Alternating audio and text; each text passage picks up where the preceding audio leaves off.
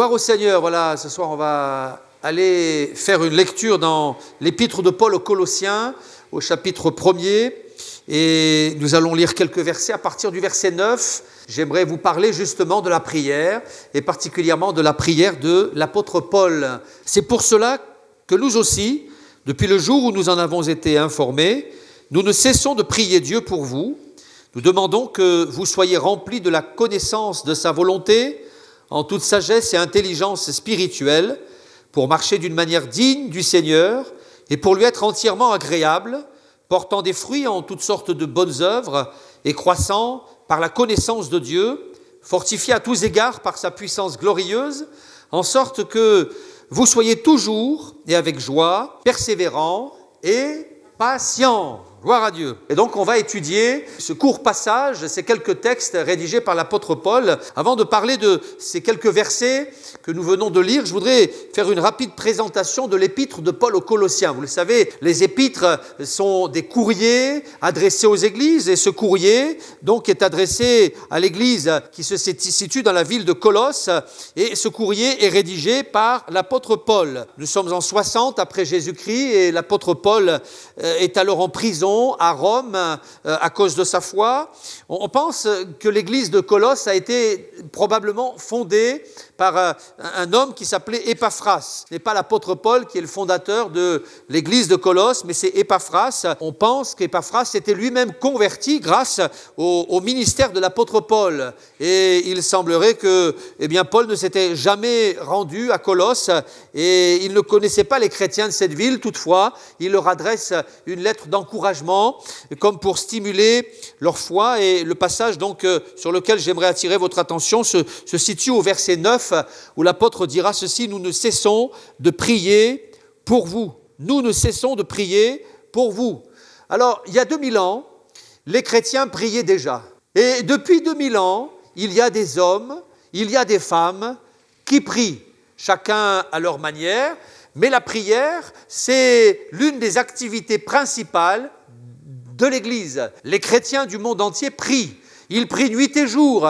Et pendant que nous prions, d'autres à l'autre bout de la planète prient aussi. Il y a en permanence des hommes, des femmes qui ont été touchés par la grâce de Dieu, qui croient en Jésus et qui croient aussi dans le pouvoir de la prière et qui prient. Paul dira, nous ne cessons de prier Dieu pour vous. Donc Paul consacrait du temps à la prière. Et pour prier, il faut du temps.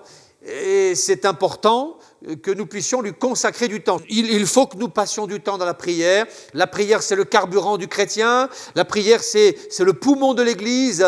La prière, c'est vital. C'est ce qui nous permet d'avancer, c'est ce qui régénère notre foi, c'est ce qui nous donne une vision nouvelle, c'est ce qui nous permet aussi d'aller au-delà des difficultés, de rester debout et ferme quand d'autres s'arrêtent. La prière, c'est important. La prière, c'est vital. Et ça doit être une priorité dans la vie du chrétien.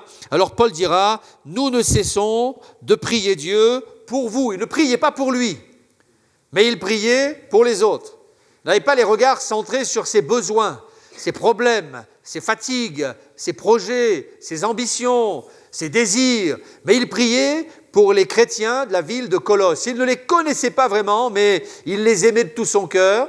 Et il est important que nous puissions aussi prier les uns pour les autres. Que notre vie de prière ne soit pas centrée sur nos besoins personnels, mais que nous puissions aussi réaliser que d'autres ont besoin du secours de Dieu. Et Paul va énumérer quelques-uns des sujets de prière qu'il adresse au Seigneur en faveur des chrétiens de Colosse. Nous ne cessons de prier Dieu pour vous et nous demandons que vous soyez remplis de la connaissance de sa volonté. Premier sujet de prière, priez pour que les chrétiens de Colosse connaissent la volonté de Dieu. Est-ce que c'est possible de connaître la volonté de Dieu ? Moi, je crois que oui. C'est vrai qu'il y a des choses qui nous échappent, c'est vrai qu'on ne comprend pas tout, c'est vrai qu'il y a encore des interrogations dans nos vies, mais je crois qu'il est possible, malgré tout, de connaître la volonté de Dieu pour notre vie. Dieu veut nous faire connaître sa volonté. Plus loin dans l'épître aux Colossiens, il est écrit qu'Épaphras aussi priait.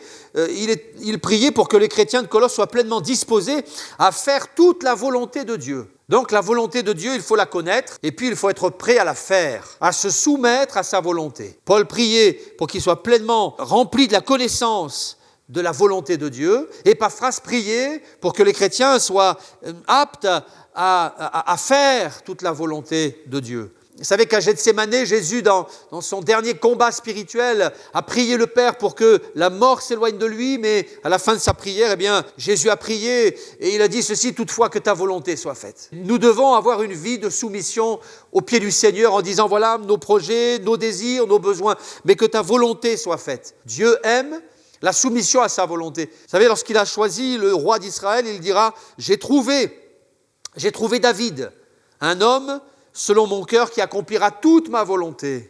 Toute ma volonté.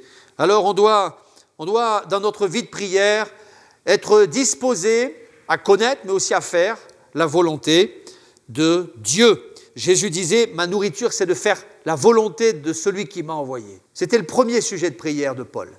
Et puis le deuxième sujet de prière, il priait pour qu'il marche d'une manière digne de la foi en Jésus. Que vous soyez pleinement remplis de la connaissance de sa volonté, en toute sagesse et intelligence spirituelle, pour marcher d'une manière digne du Seigneur et lui être entièrement agréable. Alors c'est le deuxième sujet de prière de Paul. Il priait pour que les chrétiens continuent leur marche avec le Seigneur. Et nous devons prier pour ceux qui peut-être sont chancelants, fatigués. Prions pour que Dieu les aide à continuer la marche. Il y a des personnes qui parfois ont lâché la main du Seigneur, se sont découragées.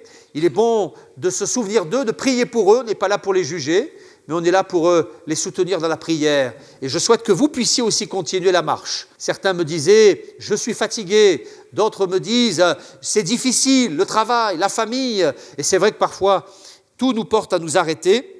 Je parlais avec quelqu'un aujourd'hui qui me disait « Je suis au bord de la déprime lorsque j'entends tout ce qui se passe dans le monde. Mon foyer ne va pas bien, mon couple bat de l'aile. » Et il y a des moments comme ça où on a envie de tout lâcher. Mais je vous encourage à continuer la marche avec le Seigneur.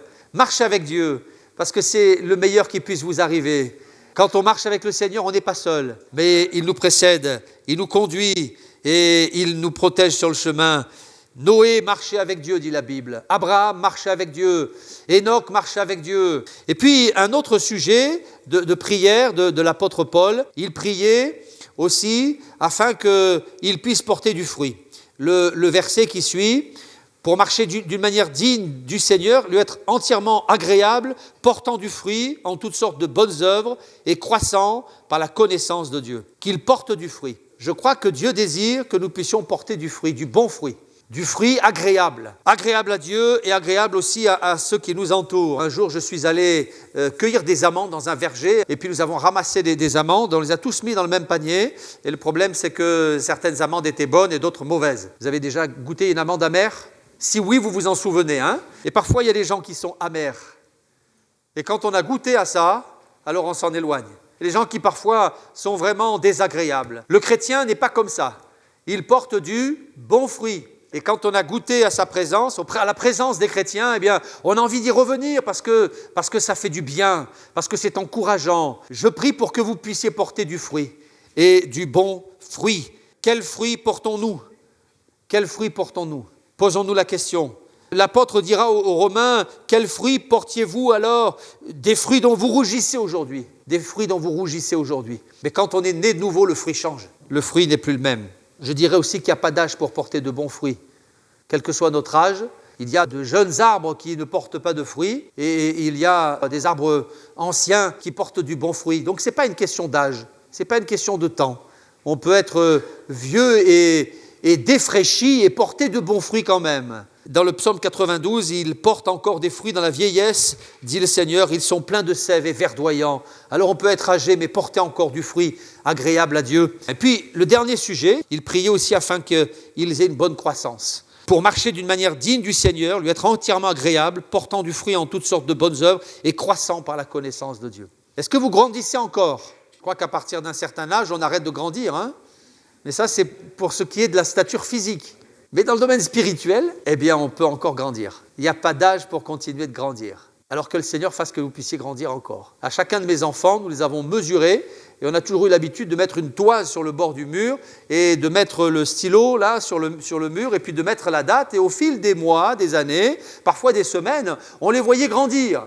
Vous avez fait ça avec vos enfants ? Je crois que le Seigneur nous toise, il nous regarde. Et il apprécie de voir que nous grandissons encore. Nous devons grandir dans la foi, nous devons grandir dans la connaissance de la parole de Dieu, nous voulons grandir dans la consécration, nous voulons grandir dans le domaine de la sainteté, nous voulons grandir à tous égards. Alléluia. Et quel que soit notre âge, nous pouvons porter du fruit, et quel que soit notre âge, nous pouvons grandir. Il y a un texte dans l'Évangile qui parle de Jésus et de sa croissance. Et il est écrit « Jésus croissait en sagesse, en stature et en grâce devant Dieu et devant les hommes ». Ce qui signifie que Jésus prenait de la maturité dans tous les domaines. En sagesse, c'est le domaine intellectuel. En stature, c'est le domaine physique. Et puis en grâce, c'est le domaine spirituel. Il grandissait. Et pour grandir, il faut diminuer à nos propres yeux. Jean dira, il faut qu'il croisse et que je diminue. Et si on est prêt à diminuer, c'est là qu'on va grandir. Mais si on veut prendre de l'importance, eh bien c'est là qu'on va diminuer. Alors que le Seigneur puisse grandir en nous. Et c'est la meilleure des croissances que l'on puisse souhaiter. Alors c'était les sujets de prière de l'apôtre Paul pour les chrétiens de Colosse. Et il finit au verset 11 en disant « Fortifiez à tous égards par sa puissance glorieuse, en sorte que vous soyez toujours et avec joie, persévérants et patients. » Alors là, il y a tout un programme. Il priait pour qu'il soit fort, joyeux, persévérant, patient. Alors il y a matière à réfléchir. Il priait pour qu'il soit fort. Je prie pour que vous soyez forts et non pas faibles. Forts dans les tempêtes, forts au sein de l'orage. Je prie pour que vous soyez joyeux malgré les mauvaises nouvelles. Joyeux malgré l'ennemi qui voudrait vous faire sombrer dans la tristesse, peut-être la déprime. Je prie pour que vous soyez persévérants malgré l'opposition, dans les domaines familial, professionnel, persévérez. Je prie aussi pour que vous soyez patients. Patients, attendant le secours de Dieu quand ça va mal. C'était les sujets de prière de l'apôtre Paul pour les chrétiens de Colosse. Alors vous voyez, je pense que quand on a une telle liste de prières, eh bien, ça nous amène à passer du temps devant Dieu. On ne peut pas prier 5 minutes quand on a une telle liste de prières. Et c'est pour ça que Paul dira, nous ne cessons de prier Dieu pour vous. Soyez des hommes et des femmes de prière, et je crois que Dieu vous bénira abondamment. Amen. Seigneur, merci pour ce temps de prière, pour cette réunion qui nous a stimulés, fortifiés. Merci pour la prière qui nous permet de nous approcher de toi et qui nous rappelle que tu entends nos voix, nos cris. Tu n'es pas sourd, tu n'es pas indifférent, mais tu entends. Et ton cœur est prêt à nous soutenir lorsque nous sommes dans le combat. Tu es prêt à nous fortifier lorsque nous sommes à terre. Merci Seigneur, parce que par la prière, nous avons toujours un moyen de nous en sortir. Loué soit ton nom et que nous puissions toujours être persévérants dans la prière sans nous relâcher. Merci Seigneur. Amen.